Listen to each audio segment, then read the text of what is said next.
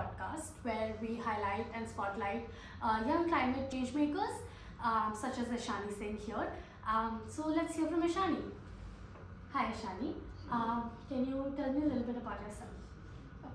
My name is Aishani Singh and I'm the co-founder of Thrive Together NGO. Its tagline is Thriving Towards a Better Tomorrow. I started my journey when I was 4. There was a storytelling competition in my school and I went as a tree while everybody else went as Superman and Barbie.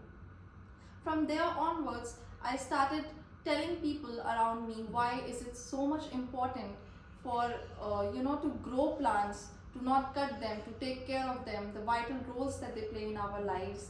And since then, I have started joining certain NGOs, many organizations such as Girl Love, Warriors Without Cause, Ashray, where I further worked in cleanliness drives and removing tons of wastage from Yamuna River, doing Nukkad Nataks, and just creating awareness about the climate.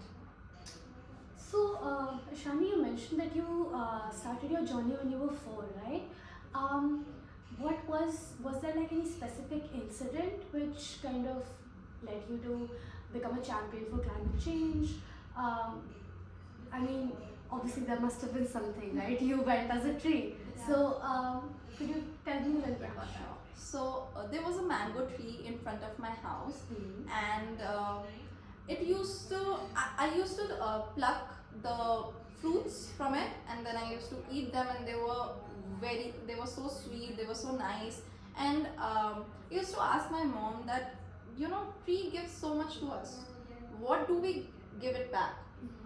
Because then one day I saw the tree was getting cut down in front of my own eyes, and it made me really upset that doesn't the tree gets hurt if we are cutting it down, and why are they doing that? So these are all the questions that made me really upset, and I just wanted to do something for those. I was a 4-year-old kid, so I just wanted to do something for those trees and plants that are out there, that were living organisms, because my mom told me that plants feel everything, they are living organisms. So yeah, basically it's about that. So sweet, what a compassionate kid. Okay, we know why you started your journey. Can you tell me what are you doing currently? Like, what is the current climate initiative that you're working on? Just tell me a little bit about that. Yeah, sure. So the current climate initiative would be climate education, providing climate education to the kids in slums and raising awareness, because these slums they produce 1/10 of the carbon emissions that takes place in this entire world. They are the least contributor to it. Mm-hmm. But who suffers the most in the entire world? It's the people living in the slums. So it's very important for us to educate them that what they can do to create a difference. And even their parents who work as laborers outside, they have to work in such a high temperature. So how they can take care of their health, take small initiatives, small steps by which they can protect themselves from certain heat. So That's really interesting. Can you tell me what are some of the challenges that you have faced while doing this initiative? Challenges that I've faced are that first of all, I work in an NGO and I try to be available for 24/7, but I'm not. So there are people who work on my behalf, but sometimes even they are lagging behind. So I have to take care of the entire team, and I have to keep on inspiring them that you have to work, you have to do this. So this is one of the challenges that I faced. Second challenge that I faced is that the kids, they don't understand that what does this, like, they are already living in such a situation that they don't understand that whatever they're doing will actually make an impact, will actually change their living, because it would definitely change the environment, it would be better for the environment, but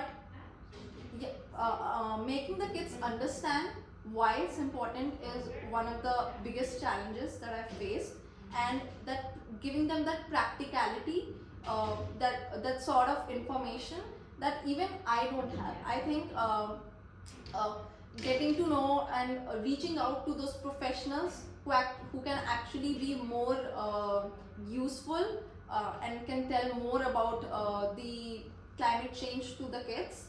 So yeah. Right. So I'm getting two things from this. So first of all, there's definitely you have to inspire a lot of people, right? So there's a lot of inspiration that keeps going on. You have to inspire the kids. You have to inspire people in your NGO. So I want to understand how do you manage to do that? Like, what is something that you do to keep the spirit going?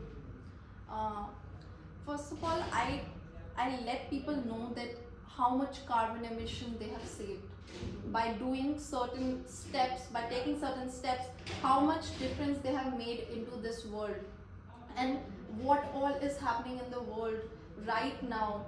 The ice sheets, the ocean, like the ice sheets are getting flattened. So that is causing a lot of flood all around the globe. So there are a lot of differences that one can make through a certain step. First of all, I tell them about that. And if we are talking about the volunteers in our NGO, yes, I try to inspire them as much as I can, but I also provide them with certain reward points and penalties for their work and best volunteer award, so that they can keep getting inspired, they can keep getting motivated to do more and more work to achieve that reward. Right. So with children, you are saying that you try and tell them about things that affect climate change, like ice sheets, and you give them statistics and kind of show them how they are making an impact, right? Wow, that's a great strategy. So now I kind of want to understand what is your future vision when it comes to climate action? Where do you see climate action as a thing in itself in, say, next 5-10 years, and where do you see your projects and initiatives in the same timeline? My vision is that every kid in India or around the globe to have that climate education, to have to know what it takes to make a difference. Because the reason that I'm sitting at a prestigious event such as 29 for 29 campaign is because I got that early education about climate change, about how I can make an impact. So it's very important for those children out there to know that raising certain awareness about climate change is very essential for them to take better care of the future and future generations that are to come. Speaking of opportunities like 29 for 29, I kind of want to understand from you, how do you think a platform like 29 for 29 is useful for a young person like you, and how can you leverage it better to kind of reach your goals? Okay. So it creates a really strong system, support system for us youth change makers.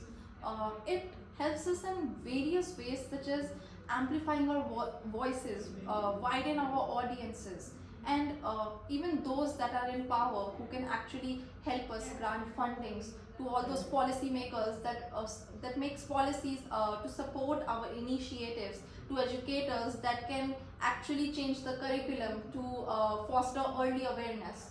Other than that, we form certain partnerships and we exchange ideas to make a bigger impact into the society, and the mentorship is invaluable. How I am able to develop my skills and tackle challenges, I am being taught that. And other than that, the credibility it gives to my work and the recognition it gives, it is much easier for me to go to a sponsor and ask for funding. So we are all taking a stride towards climate change and trying to make the world a better place. Absolutely. So on that note, I would like to know what would you like to say as a message to fellow climate activists and to all of our listeners? So this one is very close to my heart. It's that each one of us has the power to make a difference. And you might think that your actions are not that big. They might seem that way. But you need to follow your passion. You need to embrace your passion towards climate action. And you need to let it show you the meaningful way. You need to educate yourself, raise awareness, and inspire others to join you, because together, when you work together, support each other, you can tackle these challenges. And remember that you have the key for the betterment and sustainability of our future and the future generations that are to come. Thank you for your inspiring words, Aishani.